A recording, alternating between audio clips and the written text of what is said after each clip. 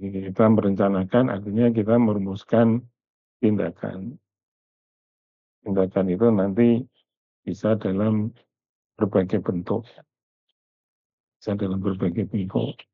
Yang kemudian kita di dalam studio ini kita merumuskannya dalam bentuk program pembangunan. Tindakan yang itu mengarah kepada pencapaian tujuan-tujuan. Pencapaian tujuan. Berarti di sini di dalam perencanaan itu selain tindakan juga ada tujuan. Jadi tindakannya bukan hanya sekedar tindakan, tapi tindakan yang mengarah kepada pencapaian tujuan. Nah, tujuan yang kita tetapkan itu harus memenuhi kaidah menciptakan kondisi yang lebih baik. Artinya dibandingkan dengan kondisi saat ini, tujuan yang kita rumuskan itu harus meyakinkan bahwa tujuan itu adalah lebih baik daripada yang kita punyai sekarang. Nah, kemudian yang khusus untuk perencanaan wilayah dan kota, itu mainstream-nya mengatakan bahwa tujuan-tujuan itu berkaitan dengan komponen keruangan atau komponen geografis. Yang itu kemudian tercermin di dalam dua hal pokok. Yang pertama adalah struktur ruang. Yang kedua adalah disebut sebagai penggunaan lahan untuk aktivitas. Nah, ini bisa both atau bisa salah satu tergantung dari level perencanaan yang kita lakukan. Atau tergantung dari unit perencanaan yang kita lakukan. Nah, menerjemahkan pemahaman itu, kemudian di sini ada diagram yang saya kira kalian juga sudah sangat paham. Kita membagi perencanaan itu menjadi dua unit ruang. Yang pertama adalah ruang wilayah, yang kedua adalah ruang kota. Bedanya apa? Saya kira ini sudah dijelaskan minggu yang lalu oleh Bu Mada. Kemudian di setiap unit ruang itu kita mempunyai objek. Apa yang direncanakan? Di ruang wilayah kita merencanakan dua objek. Satu adalah uang, satu lagi adalah kegiatan. Dan pada dasarnya setiap unit ruang, objek perencanaan itu adalah sama. Jadi yang pertama adalah uang, yang kedua adalah kegiatan. Nah, untuk wilayah itu kemudian objek itu yang direncanakan itu kemudian punya komponen-komponen perencanaan. Yang ini kemudian nanti akan muncul di dalam rencana. Di dalam objek ruang untuk perencanaan pada unit ruang wilayah, komponen yang pertama adalah sistem perkotaan atau urban system atau system of cities. Atau ada juga yang menyebutkan di dalam literatur itu sebagai system of settlement center. Sistem pusat-pusat permukiman. Kemudian yang kedua itu adalah regionalisasi. Apa itu regionalisasi? Yaitu membagi wilayah itu ke dalam ruang-ruang yang lebih kecil, di mana ruang-ruang yang lebih kecil itu menggambarkan adanya satu, homogenitas, dua, dan atau gitu ya. Satu, homogenitas, yang kedua itu adalah adanya unsur nodalitas atau fungsional. Yang ini kita sudah membahasnya di dalam mata kuliah perwil semester kemarin. Kemudian yang dari sisi kegiatan itu ada dua komponen. Yang pertama adalah ekonomi makro atau ekonomi agregat, yang itu menggambarkan tentang wilayah sebagai satu kesatuan. Kemudian yang kedua adalah ekonomi wilayah. Yang ini adalah menggambarkan wilayah yang tersusun dari komponen-komponen ruang yang lebih kecil yang membentuk wilayah itu. Misalnya Brebes itu tersusun dari 17 atau 16 kecamatan ya. Demikian juga Tegal itu tersusun dari 18 atau 19 kecamatan, saya lupa. Ya, tolong nanti dikoreksi ya, masalah. Nah, tapi intinya begitu. Kalau kita bicara yang makro berarti kita menganggap Brebes sebagai satu kesatuan tidak perlu diperinci. Sedangkan ekonomi subwilayah kita menganggap Brebes itu sebagai satu sistem yang tersusun dari komponen yang lebih kecil. Demikian juga kalau kita melakukannya pada level mikro, misalnya Kecamatan Banjarharjo, ya, sebagai ekonomi agregat itu Kecamatan Banjarharjo dianggap sebagai satu unit entitas. Sementara kalau sebagai satuan yang tersusun dari unit yang lebih kecil, maka kecamatan itu adalah kumpulan dari desa-desa yang ada di kecamatan itu. Itulah yang membedakan antara makro dan subwilayah. Jadi ini adalah keluaran yang nanti diharapkan dari kalian setiap kelompok. Nah, kemudian ini mengingat kembali ya, karena ini ada banyak apa ya, banyak pendapat tentang wilayah ini, dan kalian nanti juga akan menemukan banyak aplikasi tentang istilah regionalisasi ini bukan hanya di ilmu perencanaan tapi juga di disiplin ilmu yang lain seperti misalnya politik, kemudian hubungan internasional dan sebagainya. Jadi kalau semula ini sebenarnya konsep wilayah ini menjadi domainnya teman-teman di geografi dan dia menjadi salah satu cabang geografi yang tertua yang disebut sebagai regional geography itu ya. Yang kira-kira menggambarkan geografi regional itu menggambarkan kajian tentang keunikan yang melekat kepada satu tempat. Di dalam geografi itu kan ada dalil kalau dunia atau bumi ini adalah sama di mana-mana, sebenarnya tidak ada geografi gitu. Nah, karena dunia ini tidak sama di mana-mana, maka kemudian ada geografi. Nah, tempat-tempat yang unik itu kemudian disebut sebagai region di dalam geografi. Di geografi awal sekali itu adalah kajian tentang keunikan tempat-tempat yang ada di permukaan bumi. Lalu kemudian ini berkembang, memunculkan beberapa varian seperti misalnya cartographic region, economic region, cultural regions, political regions, ecological regions, dan kemudian ini kalau di ilmu geografi berkembang menjadi cabang-cabang sub ilmuwan mereka gitu. Belakangan kemudian muncul yang namanya human geography. Nah ini apa yang kemudian dikenal di dalam ilmu perencanaan itu sebagai socio-spatial proses itu ya. Jadi keunikan-keunikan yang ada di permukaan bumi yang muncul sebagai akibat dari adanya interaksi antara manusia dengan ruang hidupnya. Jadi bukan hanya sekedar wadah, tetapi mempelajari tentang interaksi antara wadah dengan pengisinya, antara kontainer dengan kontennya. Nah, belakangan kemudian muncul di cabang keilmuan ekonomi yang disebut sebagai regional science, dan sekarang masih ada dan asosiasinya juga masih ada yang bulan Juli yang lalu ada konferensi di Semarang yang hostnya kita IRSA, Indonesian Regional Science Associations.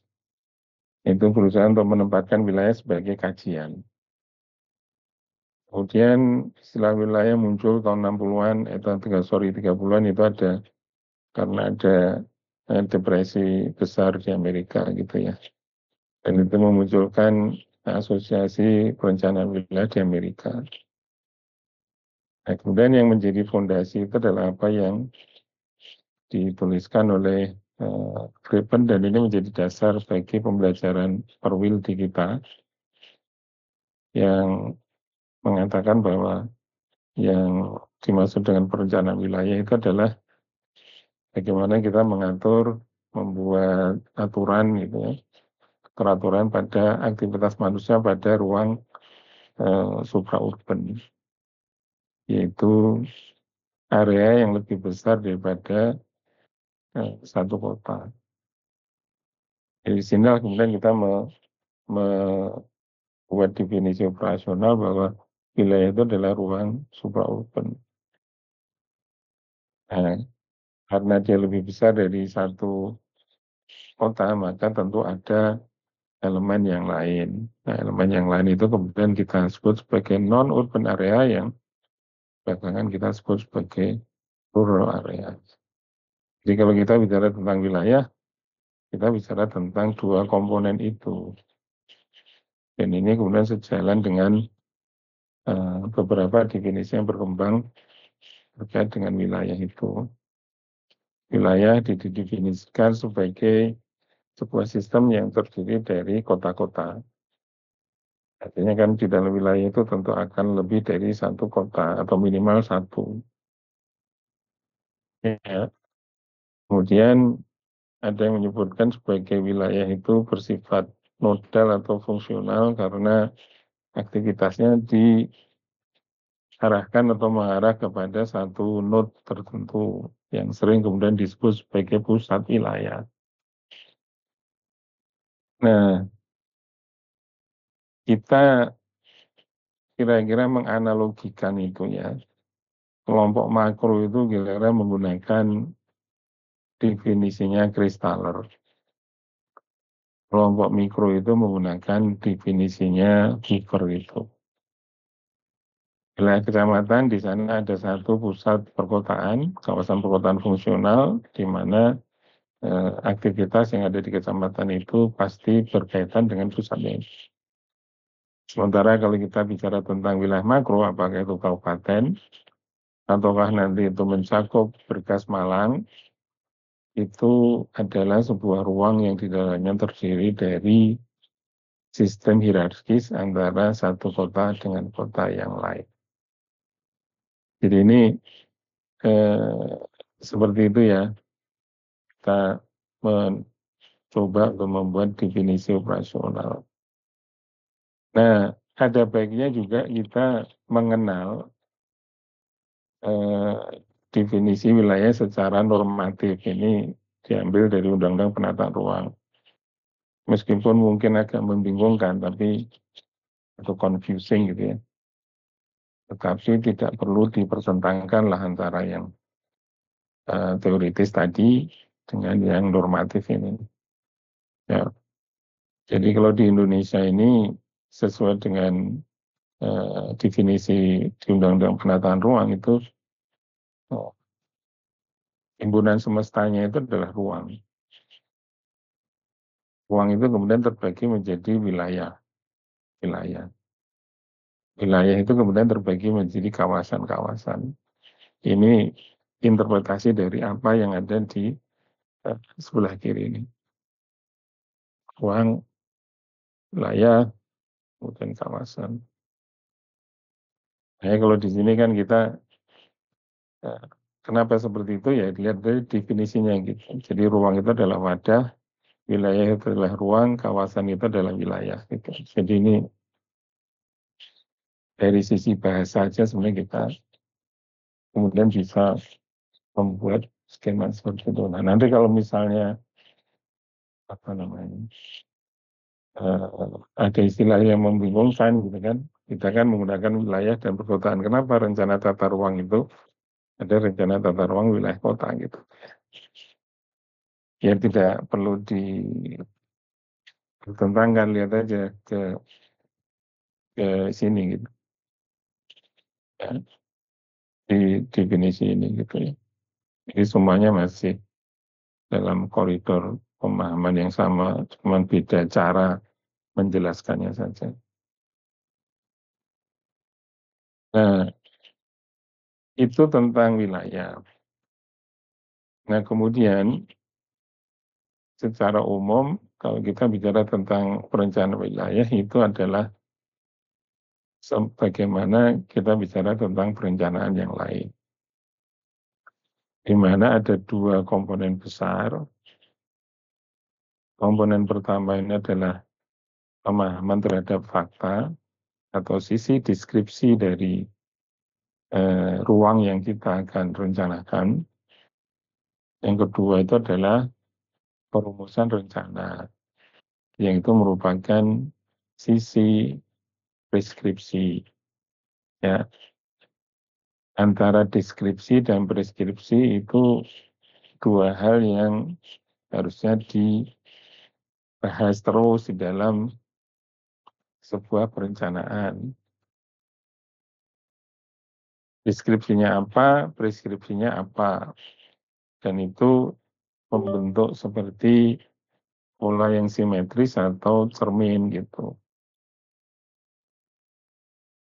Ya, sehingga kita mempunyai eh, dua bagian ini, dan kalau dua bagian itu kemudian kita lipat gitu ya, menjadi satu bagian, kita gambarkan, kita ibaratkan misalnya ini adalah selembar kertas, kemudian ini kita lipat, kemudian ini kita lipat gitu kan.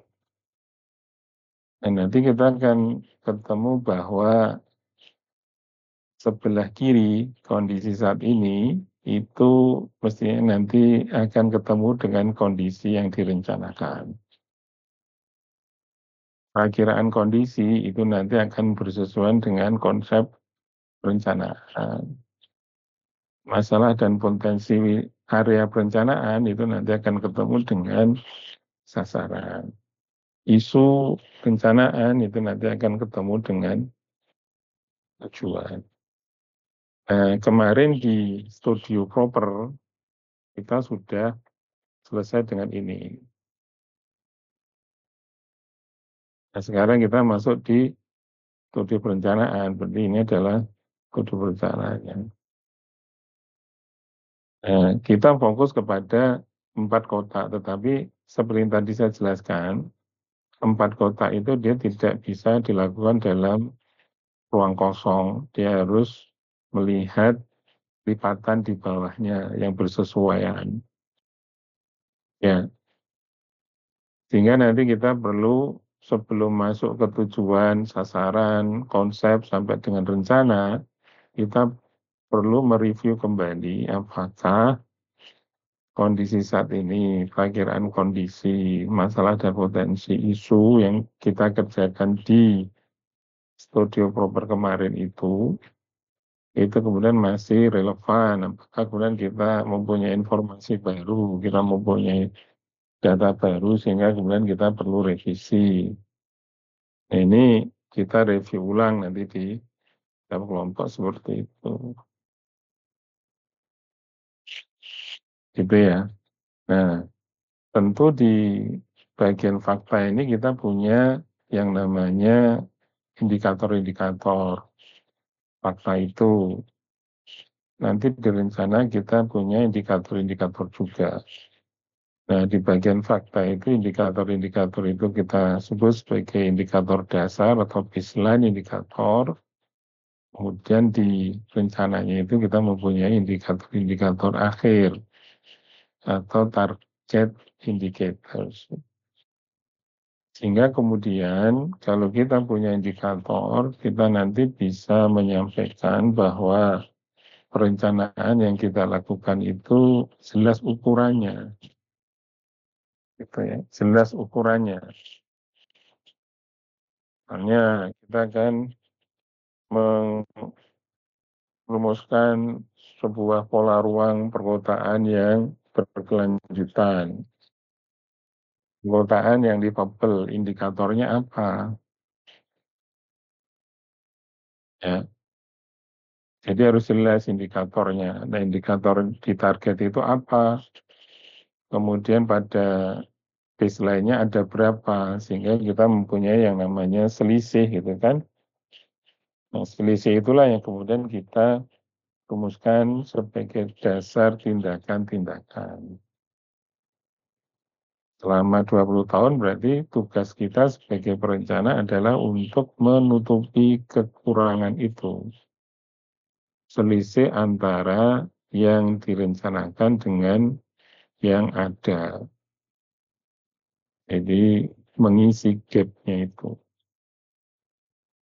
Nah, makanya kalau kita ilustrasikan di gambar ini tadi ya, berdasarkan pemahaman di awal tadi, eh, dikatakan di sini kan regional planning is concerned with the ordering of human activities in supra-urban space. It is in any area which is larger than a single city. Jadi kalau misalnya kita ilustrasikan ini ada wilayah di sebelah kiri ini, kondisi exitnya adalah seperti itu. Kemudian kita rencanakan ke depan menjadi seperti yang di sebelah kanan itu. Ya, ada bulatan yang sama, ada bulatan yang baru yang sebelumnya belum menjadi bulatan. Itu ya, itu ilustrasi sederhananya adalah begitu. Nah, kemudian atau sebelum masuk di sini dianalisis apa mungkin ada pertanyaan dulu silahkan dari kelas A, B, C, dan D.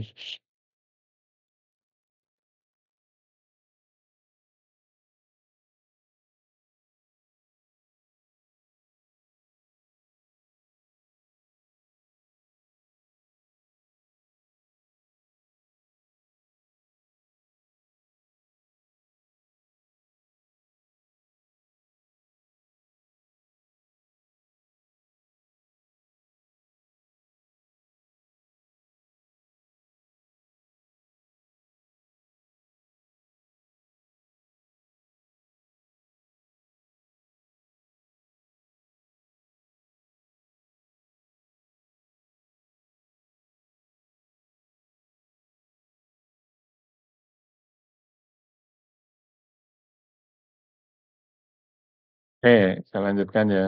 Alhamdulillah nih yang hadir sudah 196. Jam 8. Nah, kita sekarang masuk ke bagian analisis. Ya, saya kira ini eh, kemarin juga sudah dilakukan, tapi ini mengingatkan kembali lah. Jadi kan kita ada dua ya, pertama adalah sistem keuangan, yang kedua adalah perekonomian. Di dalam analisis sistem keuangan ini ada dua tujuannya sebenarnya.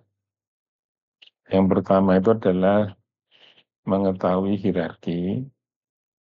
Hierarki ini sebenarnya adalah hasil dari dua hal. Pertama adalah orde, kemudian adalah jangkauan pelayanan. Jangkauan pelayanan itu kemudian menjadi dasar bagi regionalisasi, salah satunya. Ya, salah satunya. Kemudian yang kedua itu adalah mengetahui fungsi perkotaan.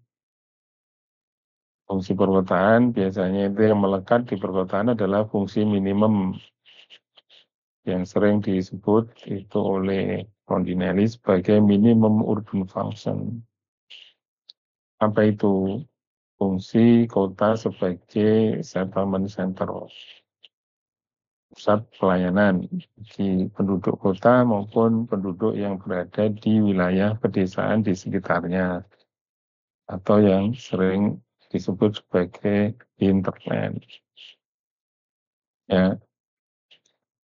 nah,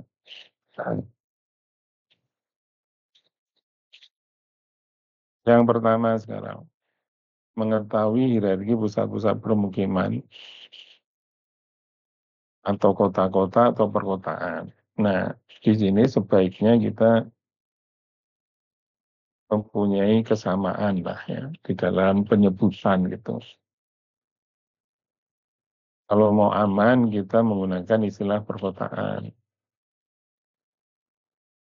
Untuk urban area yang itu tidak mempunyai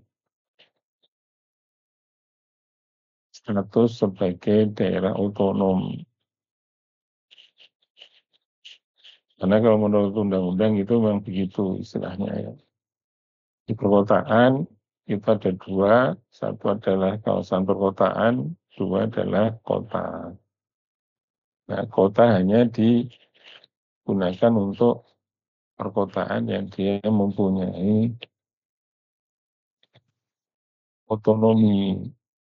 Artinya dia mempunyai wali kota. Kota Tegal, betul kita sebut sebagai kota Tegal. Tapi kalau kota Brebes, ya boleh, tapi itu istilah slang ya, informal. Bukan istilah resmi. Yang betul adalah kawasan perkotaan Brebes. Atau kalau mau netral ya sebut saja perkotaan Brebes. Itu ya. Jadi kita nanti sepakati seperti itu. Nah, di dalam hierarki itu pertama ada orde kota. Saya kira kemarin tim makro itu yang diketuai oleh Alia hadir dari sini ya. Kayaknya ada itu. Alia ada. Ya, Ada, Pak. ya. Saya kira kemarin sudah melakukan itu. Yang juga sudah dilakukan itu adalah jangkauan pelayanan. Itu sudah. Lalu kemudian kita membuat sebuah hierarki kotanya itu. Nah, di Indonesia ini kita punya rujukan sebenarnya untuk penyebutan hierarki kota itu sebagaimana diamankan di dalam Undang-Undang Penataan Ruang yang sering disebut sebagai pusat kegiatan. Jadi di sana ada pusat kegiatan nasional, ada pusat kegiatan wilayah, ada pusat kegiatan lokal, ada pusat eh, apa itu pelayanan kawasan, kemudian ada lingkungan gitu ya. Kemudian di bawahnya itu istilahnya bisa macam-macam. Tapi ada tiga itu ya. Nah, nanti dari jangkauan pelayanan itulah kemudian kita membuat regionalisasi. Kalau di dalam rencana tata ruang itu ini regionalisasi itu sering disebut sebagai sub wilayah pembangunan atau SWP atau WP. Ya, sehingga regionalisasi itu setara atau sama dengan rencana. Dari regionalisasi itu adalah sama dengan arahan pengembangan wilayah pembangunan. Kalau sistem kota-kota itu sama dengan rencana struktur ruang kalau di dalam rencana tata ruang wilayah kabupaten atau provinsi. Nah, kemudian yang berikutnya itu adalah mengkaji fungsi perkotaan. Fungsi perkotaan ini berkaitan dengan tadi dua hal. Yang pertama adalah minimum urban function-nya itu pasti kalau kawasan perkotaan sudah didelinasi pasti dia mempunyai itu. Nah, nanti tugas tim adalah apakah kawasan perkotaan yang ada itu hanya mempunyai fungsi minimum. Jika tidak, maka kemudian fungsi apa saja yang lain yang kemudian melekat kepada perkotaan tertentu itu. Nah, di sini kemudian kita bisa merujuk kepada beberapa teori. Yang semester lalu saya bagikan itu adalah kita bisa mengambil pengkategorian fungsi perkotaan itu untuk Indonesia pertama kali dirumuskan di dalam dokumen yang namanya Strategi Nasional Pengembangan Perkotaan, atau dalam bahasa Inggris itu namanya adalah NUDS, National Urban Development Strategies. Nah, itu adalah satu-satunya dokumen tentang pengembangan perkotaan pada masa itu. Karena sesudahnya kemudian itu muncul di dalam rencana struktur ruang. Tapi rencana struktur ruang itu biasanya tidak membahas tentang fungsi perkotaan. Belakangan ini muncul sebagai bagian dari RPJMN yang disebut oleh Bappenas itu sebagai KPN, Kebijakan Perkotaan Nasional. Nah, di sana disebut juga itu fungsi perkotaan. Jadi nanti selain hierarki, di dalam analisis keuangan ini kalian juga harus menetapkan atau mengkaji fungsi perkotaan dari semua perkotaan yang sudah kita delineasi di wilayah makro. Nah, fungsi perkotaan ini nanti juga berguna bagi kelompok mikro. Mengapa? Karena itu nanti akan berhubungan dengan tidak saja bagi perencanaan wilayah mikro, tetapi juga berhubungan dengan perencanaan kota. Karena nanti perumusan tujuan perencanaan perkotaan itu seharusnya itu merujuk atau merefer kepada penentuan atau penetapan fungsi perkotaan pada masing-masing kecamatan. Itu.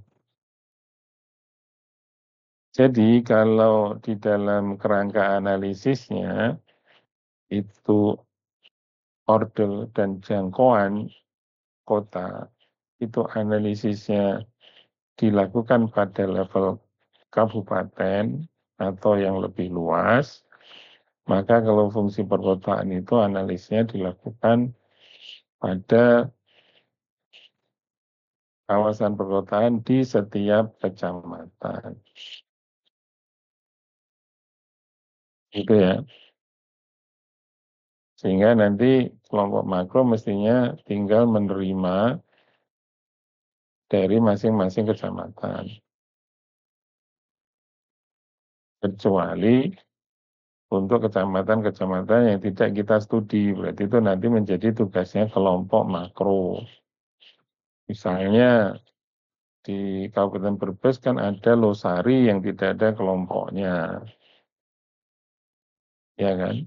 Ada Jatibarang yang tidak ada kelompoknya, ada Salem yang tidak ada kelompoknya, berarti itu nanti tugasnya kelompok makro. Demikian juga di Tegal, ada di Werna yang tidak ada kelompoknya, ya ada apa itu di sebelah timurnya kota Tegal itu, Surodadi yang itu tidak ada kelompoknya, dan seterusnya. Ya, termasuk kalau nanti kelompok makro memutuskan bahwa yang dikaji, yang bukan direncanakan ya, pengkajian wilayah makronya itu mencakup Bergas Malang. Ya, jadi kajiannya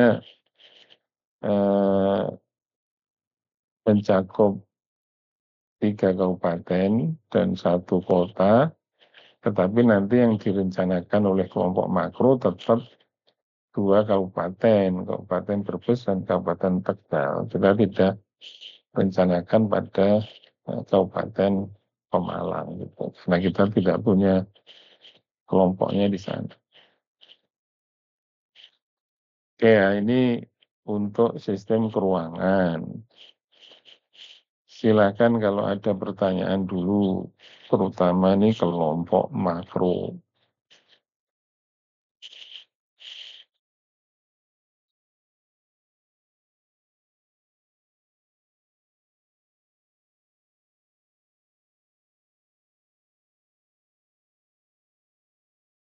Ada pertanyaan dari kelompok makro?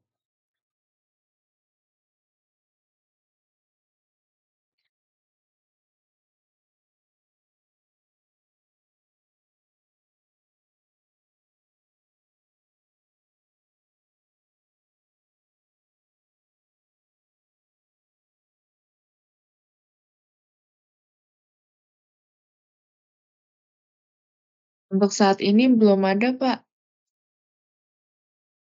Mudah-mudahan jelas ya. Oke, kita lanjutkan.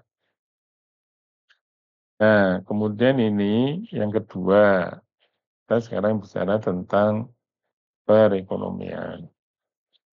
Ya, jadi pada level agregat itu sebenarnya kan ada eh, dua gitu, yang kita perlu tahu. Yang pertama adalah struktur dan pertumbuhan ekonomi kabupaten. Ini mudah sekali dilakukan karena kita punya data PDRB. Nah, PDRB ingat, PDRB itu ada dua. Ada PDRB berdasarkan lapangan usaha, dan ada PDRB berdasarkan pengeluaran. PDRB berdasarkan lapangan usaha itu digunakan juga untuk poin yang ketiga itu, yaitu mengetahui kinerja sektor ekonomi kabupaten. Ya, jadi kita punya 17 sektor, kemudian kita bisa kaji bagaimana spesialisasi sektor di setiap kabupaten. Bisa juga kita lakukan analisis keunggulan sektoralnya. Dan saya kira kalian sudah paham ini bagaimana analisis yang dilakukan terhadap data PDRB itu. Kemudian yang berikutnya, PDRB berdasarkan pengeluaran itu berguna untuk mengetahui pertumbuhan dan struktur perekonomian wilayah itu sebenarnya dikontribusi oleh apa yang paling dominan. Karena di sana nanti akan ada data tentang berapa kontribusi konsumsi rumah tangga terhadap PDRB, berapa konsumsi belanja pemerintah terhadap PDRB, berapa kontribusi pembentukan modal terhadap PDRB, dan berapa kontribusi ekspor bersih terhadap PDRB. Sehingga nanti kita akan tahu bahwa misalnya PDRB pertumbuhan ekonomi di Tegal itu sebenarnya muncul karena apa? Bukan dari sektornya, tetapi dari kapitalnya itu yang paling besar itu apa? Triggernya itu paling besar itu apa? Konsumsi rumah tangga kah? Belanja pemerintah kah? Pembentukan modal yang itu mengindikasikan adanya investasi dari swasta, ataukah karena ada ekspor? Kalau karena ada ekspor berarti menggambarkan bahwa wilayah itu sebenarnya mempunyai kelebihan potensi ekonomi sehingga kemudian dia dijual keluar gitu. Nah, ini nanti akan berguna ketika kita sandingkan dengan analisis kinerja sektor ekonomi kabupatennya. Begitu. Ya. Nah, kemudian yang berikutnya itu pada level yang makro, sekali gitu ya, mungkin disebut super makro gitu, kita bisa juga mengkaji ketimpangan antar wilayah kabupaten. Jadi kalau misalnya kita di Berkas Malang ada 3 kabupaten dan saya lihat semester kemarin kelompok makro sudah punya datanya. Sehingga kemudian itu nanti bisa dihitung indeks Williamson-nya. Kemudian bisa dicermati tadi yang saya sampaikan struktur pengeluaran dari perekonomian itu. Ya. Mana yang paling tinggi tingkat konsumsinya, mana yang paling tinggi belanja pemerintahnya, mana yang paling tinggi pembentukan modalnya, mana yang paling tinggi nilai ekspornya. Nah, tentu 2 data PDRB itu muncul dalam 2 versi kan, yang kalian sudah paham benar. Yang versi pertama adalah berdasarkan harga berlaku, yang kedua adalah berdasarkan harga konstan. Nah, untuk menghitung pertumbuhan, biasanya kita menggunakan harga konstan. Tapi untuk kajian yang lain, kita menggunakan harga berlaku, seperti struktur, ketimpangan, dan sebagainya. Nah, kemudian yang kedua, ini penting, kita mengetahui tipologi perkembangan wilayah makro dan mikro. Tuh. Nah, makro berarti antar kabupaten, kita menggunakan kerangka kerjanya klasen. Kayaknya ada 4 itu, ya, ada 4. Nah, datanya mudah, itu pertumbuhan dan pendapatan per kapita dirasiokan terhadap nilai rata-ratanya. Nah, problemnya adalah kita tidak mempunyai data PDRB pada level kecamatan. Sehingga kemudian kita menggunakan pendekatan yang lain untuk mengetahui tipologi perkembangan kecamatan. Nah, untungnya di sini kita punya data IDM pada level kecamatan, Indeks Desa Membangun. Kita bisa gunakan data itu, tetapi ingat bahwa IDM itu, ya, IDM itu sudah discontinued. IDM itu terakhir datanya adalah 2024. 2025 itu sudah tidak digunakan lagi. Pemerintah itu mulai Permendes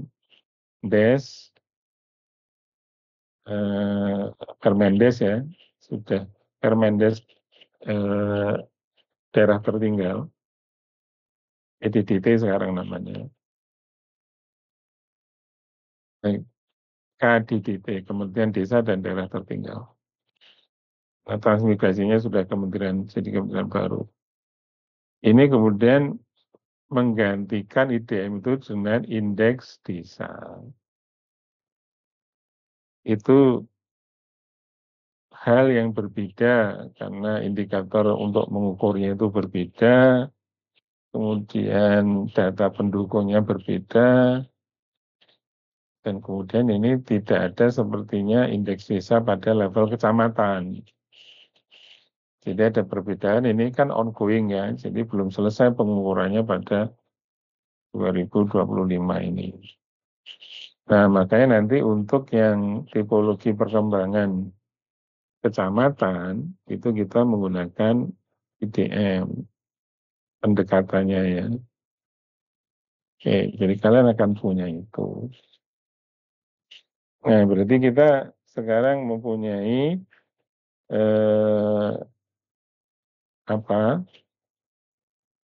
data dan informasi yang berkaitan dengan makro. Selesai urusannya di situ kan. Nah, kemudian yang berikutnya, kita mengetahui ekonomi subwilayah. Nah, ini kita menggunakan kajiannya adalah kajian untuk kecamatan. Nah, di sini kita nanti akan ketemu berbagai macam variasi, karena antara satu kecamatan dengan kecamatan yang lain, itu berbeda perolehan datanya, dan kemudian berbeda juga cara menganalisisnya. Nah, apapun caranya, nanti diharapkan setiap kecamatan itu mempunyai gambaran profil tentang sektor-sektor ekonomi di kecamatan itu. Kalau memungkinkan sampai ke komoditas itu bagus, tetapi kalau tidak, paling tidak ada pengelompokan di 3 kelompok sektor ekonomi besarnya, primer, sekunder, dan tersier. Sehingga nanti secara praktis, aplikasinya adalah kalian mempunyai peta yang menggambarkan kecamatan kalian itu terbagi habis di desa-desa itu menurut potensi ekonomi primer, sekunder, dan tersier. Syukur-syukur kalau ada data komoditasnya. Ya, itu yang A, jadi 4A itu nanti seperti itu. Kemudian yang 4B, nah 4B ini kan menggambarkan tentang potensi keterkaitan ekonomi perkotaan dan pedesaan. Nah, bagaimana cara kita menggambarkan informasinya? Kita kan sudah punya peta kawasan perkotaan dan pedesaan di setiap kecamatan. Kemudian kalian sudah melakukan survei pada waktu itu. Sudah survei di kawasan perkotaannya, sudah survei di kawasan pedesaannya.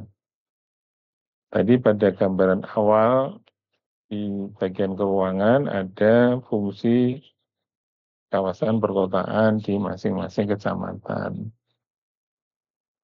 Nah, berdasarkan pengamatan, berdasarkan pengalaman semester kemarin, ya kalian tinggal gambarkan saja keterkaitan ekonomi antara perkotaan dan pedesaan. Mungkin bisa dimulai dengan mengidentifikasi pusat-pusat desanya di setiap desa. Ada atau tidak, karena bisa jadi tidak semua desa itu punya pusat. Bisa jadi desa yang bertetanggaan itu pusatnya hanya ada satu di desa tetangganya gitu. Nah, ini yang tahu kalian. Ya, karena kalian kemarin sudah melakukan survei. Nah, itu kemudian dipetakan, lalu kemudian coba digambarkan tentang adanya potensi keterkaitan itu. Ya. Nah, keterkaitan itu bisa nanti macam-macam ini ya. Nah, jadi ini yang menjadi concern dari analisis perekonomian wilayah. Ya. Sampai di sini ada pertanyaan, silakan.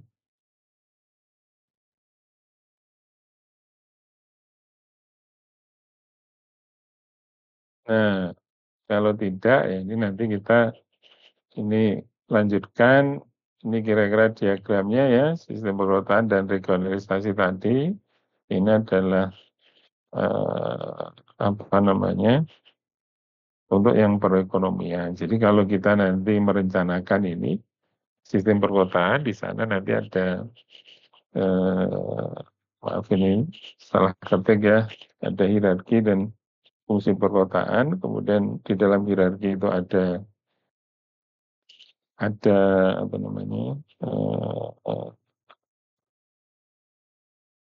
ada yang kedua ini gitu ya, Di sini ada regionalisasi, nanti ada pusat kewilayahan, kemudian ada area layanannya itu seperti apa. Itu kemudian yang berikutnya, ini ada perekonomian wilayah, ini ada pertumbuhan dan struktur, kemudian ada spesialisasi sektoral, kemudian yang perekonomian lokal atau subwilayah itu nanti ada tipologi perkembangan subwilayah dan kemudian isinya adalah pengembangan komoditasnya. Jadi itu dua output dari rencana wilayah kita. Ini kira-kira gambarannya adalah seperti ini ya, nanti ada muncul rencana sistem perkotaan, rencana regionalisasi, rencana pengembangan ekonomi wilayah makro, rencana pengembangan ekonomi kecamatan. Ya, dasarnya dari sini adalah yang sebelah kiri ini, ya, ada sistem perkotaan saat ini, kemudian perumahan saat ini pada level makro semuanya, kemudian ini terus ini bisa dibaca sendiri lah ya. Kemudian nanti ada gambaran tentang populasi perkotaan, ada level urbanisasi, ada laju urbanisasi, kemudian nanti ada perakiraan urbanisasinya dilakukan, kemudian ini nanti akan tergambarkan tentang prospek fungsi perkotaan masa depan, dan ini gambaran tentang perekonomian pedesaan belakang, dan kita muncul di sini. Diagramnya secara umum seperti ini ya. Oke. Silakan kalau ada pertanyaan dulu sebelum kita lanjutkan.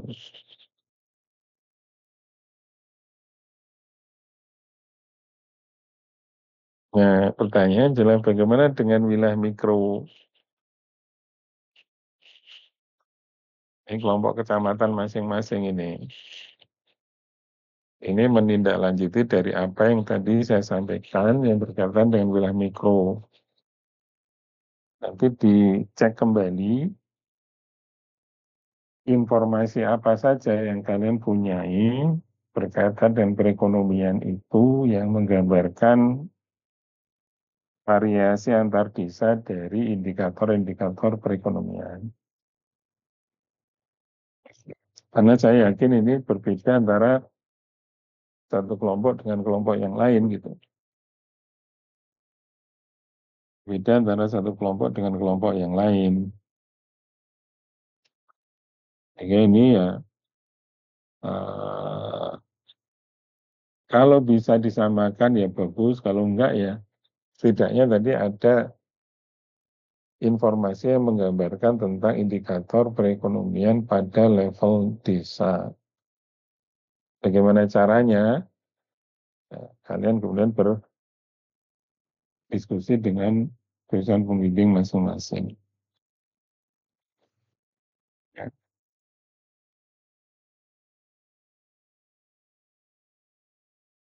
Kalau tidak, nanti misalnya kita bisa mereview ulang keberadaan data-data pada level mikro. Nanti di LKM, nanti akan saya jelaskan.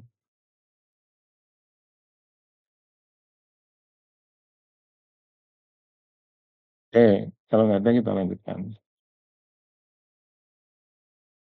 Nah ini contoh ya. Ini adalah beberapa pertanyaan yang mungkin bisa diingat-ingat gitu ya. Ada kondisi saat ini contoh ini kan ada orde gitu ya. Bagaimana distribusinya, dan seperti ini. Dan apakah fungsi perkotaan ini, dan bisa kita berikan di sana, dipetakan. Dan ini adalah kondisi perekonomian, bagaimana pertumbuhan dan struktur saat ini, bagaimana distribusinya, ini kalau ada data subwilayahnya. Dan bagaimana karakteristik perekonomian saat ini adalah gambarnya kurang lebih seperti itu. Ini kecamatan ya. Ini contoh ini saya ambil dari studionya S2. Kira-kira punya informasi yang cukup lengkap dan bisa ini kan sebagai contoh. Karena tidak semua studio 2 itu yang PPW ada kajian-kajian yang sifatnya generik seperti ini. Nah, ini kemudian contoh dari rencana pengembangan ruang. Ya, pengembangan ruang. Ini kondisi existingnya, kemudian ini adalah kondisi yang direncanakan. Ini kondisi existingnya untuk jangkauan pelayanan, ini adalah kondisi yang direncanakan. Ya, jadi nanti kira-kira akan muncul peta rencana yang seperti ini. Kemudian ini misalnya rencana pengembangan perekonomian tadi yang berkaitan dengan interaksi antara ini kita ambil ambil contoh aja misalnya kalau ini kan ini kecamatan terhadap perkotaan utamanya ya.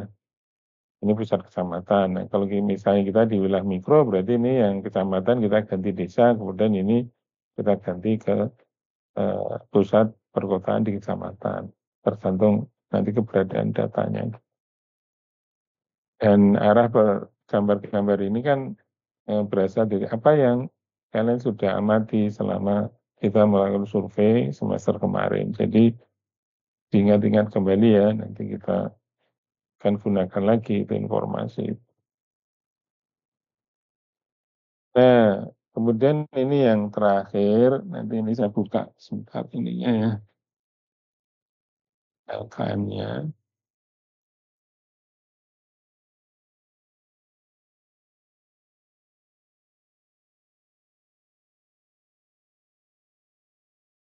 Nah, saya nggak tahu nanti bagaimana setiap kelompok melakukan workshopnya pada hari ini, nanti dikembalikan kepada setiap kelompok. Ya, di fokus workshop pada hari ini adalah untuk mereview kembali data dan informasi untuk perencanaan wilayah. Di ini eh, ini pertanyaannya adalah berdasarkan LKM yang minggu lalu, apakah setiap data dengan unit desa yang diperoleh oleh kelompok sudah dituangkan dalam bentuk peta? Nah, ini yang tadi saya sampaikan tadi. Apakah setiap peta menggambarkan informasi yang spesifik dan tidak merupakan gabungan dari beberapa data? Misalnya peta komoditas unggulan itu bukan peta spesifik. Dan spesifiknya adalah misalnya peta komoditas padi, jumlah UMKM, dan sebagainya. Nah, jadi nanti ada peta dasar yang menggambarkan itu, lalu kemudian ada peta yang itu ada hasil kompositnya lah, kira-kira begitu. Nah, ini perlu dicek kembali. Nah, kalau tidak ada ya nanti eh, bisa mengambil dari data PODES gitu. Nah, jika kemudian poin kedua itu sudah terpenuhi, pertanyaan berikutnya adalah apakah peta-peta yang sudah dibuat dapat dikelompokkan ke dalam dua aspek utama tadi untuk perencanaan keuangan dan perencanaan perekonomian. Kemudian apakah itu sudah memenuhi kebutuhan luaran perencanaan wilayah? Tadi di diagram sebelumnya kan eh, sudah ada ya diagramnya itu, nanti tinggal dicek aja. Nah, jika belum kemudian nah itu yang kalian harus merumuskan tindak lanjutnya apa gitu. Nah, ini waktu berjalan terus ya. Minggu depan kita sudah sampai ke rumusan, minggu depan baru perencanaan kota, minggu keempat nanti kita membicarakan tentang tujuan perencanaan. Ya,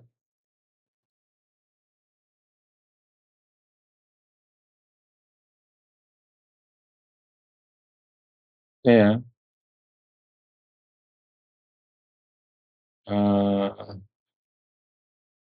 Saya ini akan ini kan nanti yang dengan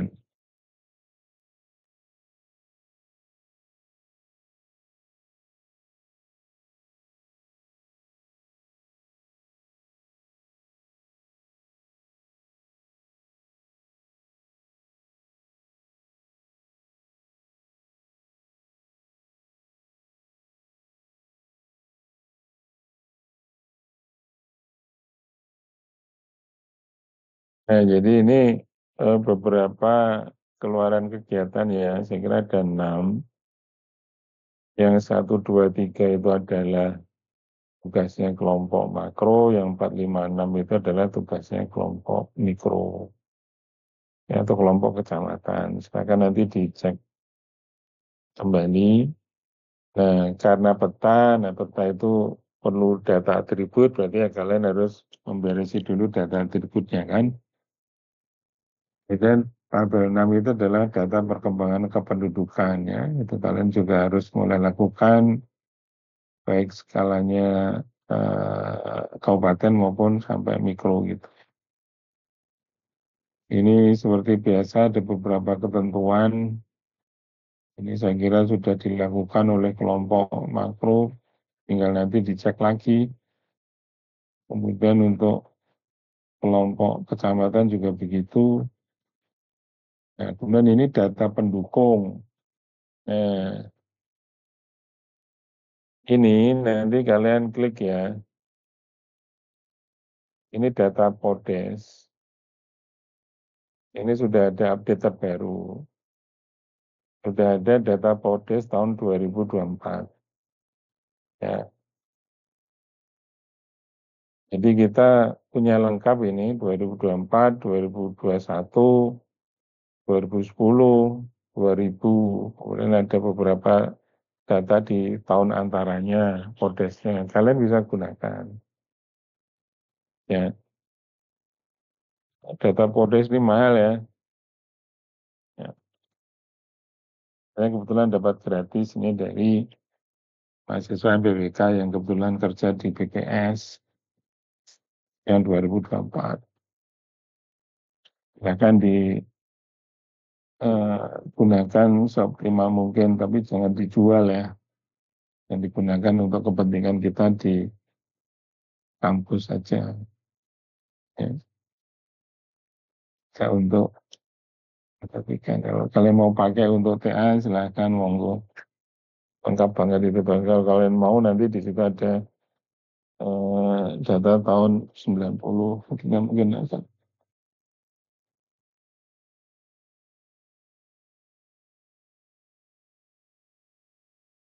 Nah, eh,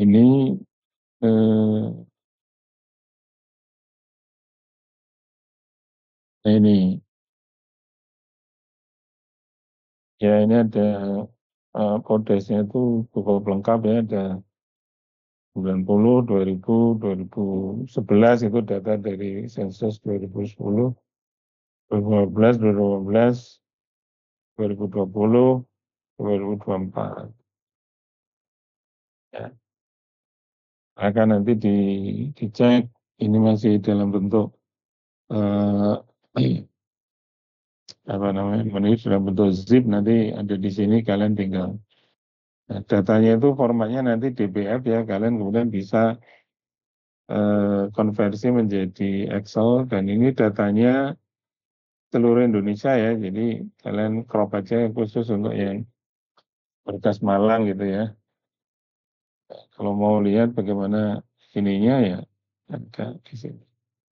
Seperti biasa, BPS tidak mendiseminasikan atau mengopen semua data. Nah, kalau nanti biasanya data jumlah penduduk itu. Nah, kalau tidak ada, nanti kalian bisa ini gitu ya. Jadi ini saya kira bisa digunakan dulu. Ini contoh adalah beberapa nanti kalian bisa cek di data-data ini mana yang kira-kira menjadi indikator ekonomi yang kalian pakai. Yang kemarin belum terkumpulkan dari survei itu ya kalian gunakan. Memang di data Podes itu ada data yang skalanya itu nominal, ya. Dia hanya ya dan tidak. Ya. Tapi saya kira itu lebih baik daripada nggak ada ya. Ya nggak apa-apa dipakai aja. Kalau kemudian kalian nanti akan ketemu dengan data-data yang berbeda skalanya, ya nanti diseragamkan aja. Seragamkan, kemudian kalian bikin indeks. Bagaimana caranya, ya nanti berkonsultasi dengan dosen pembimbing masing-masing. Ya. Jadi ini adalah layout datanya, silakan kalian cek nanti ini ya. Jadi demikian juga nanti untuk yang kodes yang lain kalian bisa pakai gitu. Ya. Ada satu lagi sebenarnya Podes, tapi sudah masuk di sini. Jadi di ZIP itu ada 2 Podes, 2024 itu Podes yang umum dan Podes yang infrastruktur ya. Nanti kalian cek aja. Jadi digunakan.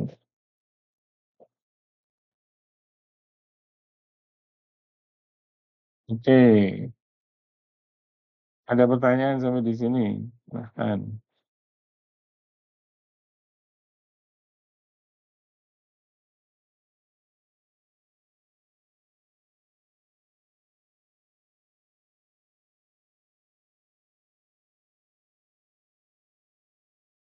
Silakan kalau ada pertanyaan.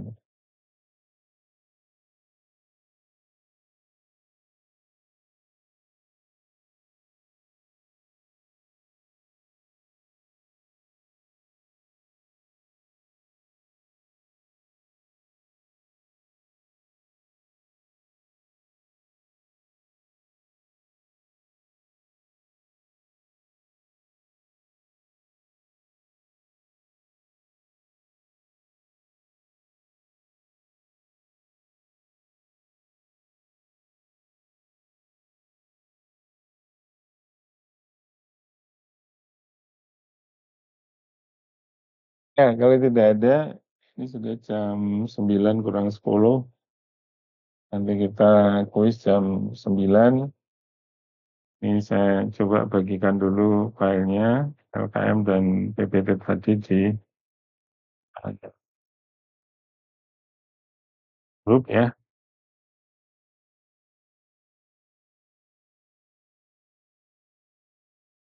Pak Jawoto, Ya, monggo Bu Landung. Bapak mungkin penjelasan LKM, Pak. Ada barusan LKM. itu. Oh iya, gitu. Maaf. Ini saya bagikan filenya dulu di grup koordinator aja ya. Dosen kan ada di sana semua ya. Ada nggak? Ada masuk di sana semua belum? Saya belum masuk Pak Jawoto. Coba pagi ini saya masuk. Oh. Oke. Minta diundang sama Bu Mada.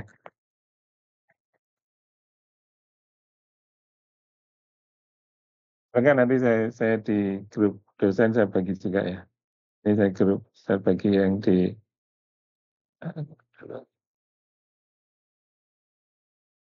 ini sarapannya untuk tim dosen dan tim asisten ditunda ya. Kalau mau ya nanti ke kampus aja kita makan bareng.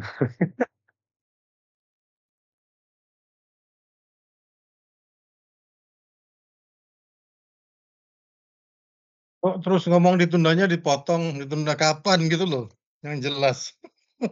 Ditunda masih koma, makanya ditunda ya Itulah. masih dipotong dulu.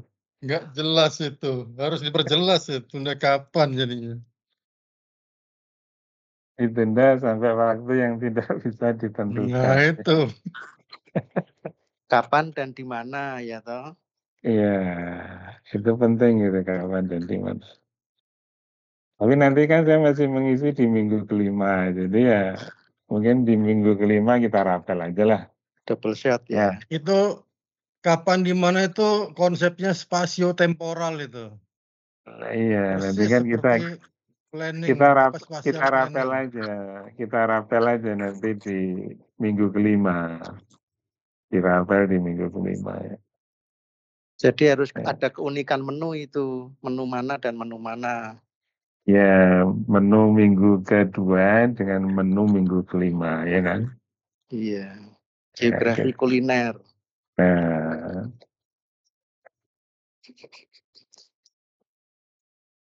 sudah saya share di grup ya, Ibu Bapak yang untuk dosen dan untuk kuis saya belum bikin link yang untuk dosen ya.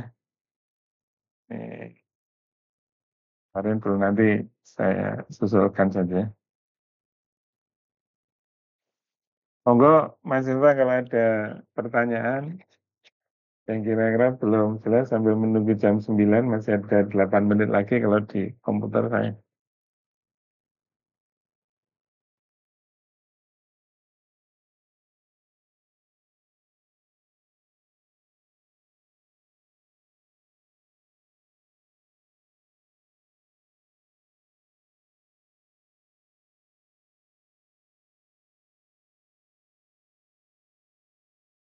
Kelompok D2 dan kelompok makro nanti jam 10 kita ketemu di kampus ya.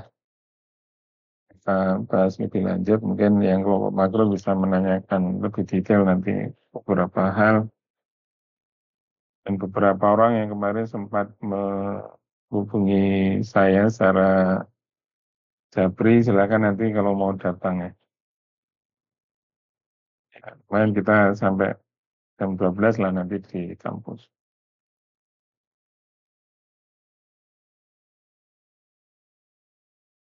Saya kalau tidak ada, mungkin saya akhiri apa yang menjadi bagian saya pada pagi hari ini. Matur nuwun untuk Ibu Bapak yang sudah berkenan hadir secara daring. Dan untuk mahasiswa semuanya, mudah-mudahan apa yang saya sampaikan tadi bisa dipahami dan ini masih minggu kedua, saya kira kita masih punya banyak waktu untuk memperbaiki hal-hal yang sekiranya belum pas gitu ya. Terima kasih. Assalamualaikum warahmatullahi wabarakatuh.